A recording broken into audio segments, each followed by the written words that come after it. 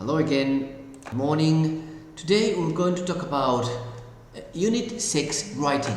The type of text we are going to use is a for and against text, okay? So, in a for and against essay, we have two sides of an issue. It concludes by supporting one of the sides.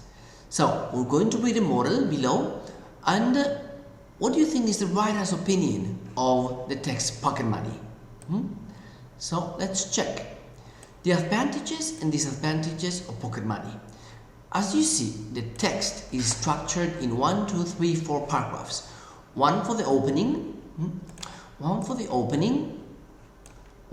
body, yes, and one for the closing. In the opening, what we have is the issue, the main issue. We state the issue, the topic. In the body, we have 2 paragraphs in this case. And what do we do? What do we do in the body? We present the arguments for and against and we give examples. Yes. What do we do in the closing? We have 1 paragraph for the closing too. And the closing usually summarizes the topic and states the writer's opinion. Yes. So that's what we are going to see in this type of text, which is very interesting for you to know. So let's read first. And then we'll check again. So, the advantages and disadvantages of pocket money. Children in many countries around the world get pocket money from their parents. However, is it really a good idea to give children pocket money? On the one hand, it's true that regular pocket money can help young children understand how to manage money. Pocket money can help children plan daily spending so that their money lasts for the whole week.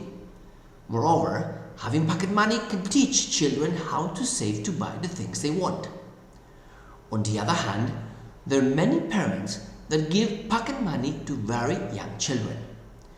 The problem is that young children usually don't understand the value of money. They rarely save their pocket money and often use it to buy frivolous things. This teaches them bad spending habits. In conclusion, I believe that the advantages of giving pocket money are greater than the disadvantages, as pocket money can help children to understand the value of money. Nevertheless, parents should only give pocket money to children who are old enough to understand the concept of money and its worth. Okay, so this is what we are going to do. So please check the 3 parts for the advantages and disadvantages of the text, which are the opening, the body, and the closing. And now we'll do some exercises about the text. So please check the following questions. First one. What we are going to decide is in which section of the model you could write these sentences. So first one. In addition, they may buy things that are not appropriate for their age. What do you think? Where should this go? Should it go in the opening, in the body, or in the closing? We say in addition, so you're probably giving more information about it, right? So it will go in the body. Second, furthermore, children with pocket money learn to decide for themselves what is important to buy and what is not. Where would you put this sentence? In the opening, in the body, or in the closing? If you have furthermore, you're adding information, you're giving more information. So it can be in the opening and probably it can be in the closing, right? So you will do it in the body, yes. 3. Some people think that giving pocket money to children has got advantages, but not everyone agrees. What do you think about that? Should it go in the opening, in the body, or the closing? Opening? Yes. However, it is important to teach children how to spend it. You've got however here, so you probably have been talking about the topic before. So opening, no. Closing, yes, that's the right thing. So 5, to sum up, I believe that children can learn a lot from getting regular pocket money. You say to sum up, so you're giving some extra information. Should it go in the opening? Of course not. So it's a sum up, so it'll go in the closing, yes. That's it. Let's go for connectors now. connectors of contrast are really important for this type of text. So what are connectors of contrast? Connectors of contrast introduce opposing ideas. So what do we have? On the one hand, on the other hand, which you probably know, however, although, even though, and nevertheless. Check the text again and try to find these connectors of contrast in it. Yes? Now let's do an exercise about connectors. Let's check on the following.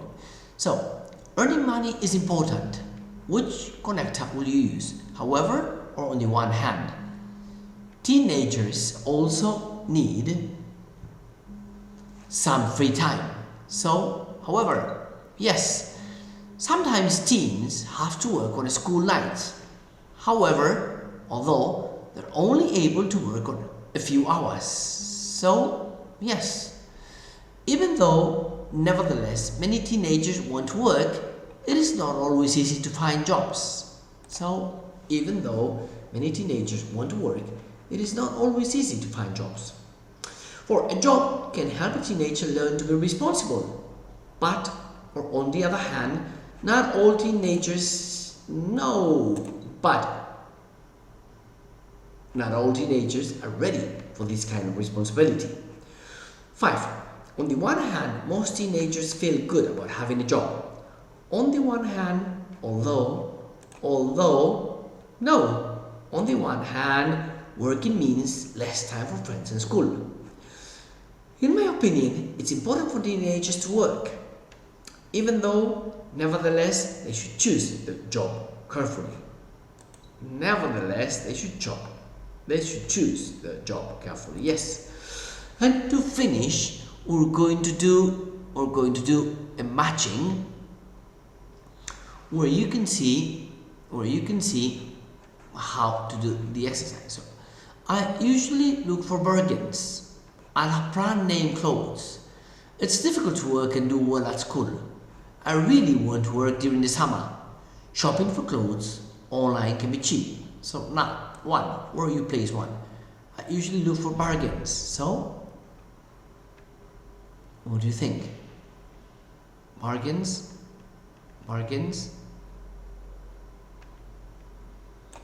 So that's it. I can't always find the items I want on sale. How about 2? I like brand name clothes. So, but probably they're too expensive for me. 3. It's difficult to work and do well at school. So, what do you think? School. What do you think? Is it this one? No, it's not that one. So, I know that I have to try both. 4. I really want to work this summer. So, but I don't think it will be easy to find a job, yes? And 5, shopping for clothes is the last one. So, that's what we have. And now, getting organized, I will tell you briefly how to start for writing. Yes. So what do you have to do first? First, you brainstorm the topic. Yes. You think about questions about the topic, about the subject. This is an example. And then you write them into columns. The for column in the guest column. You write the answers for the questions. Yes. You write the answers for the questions.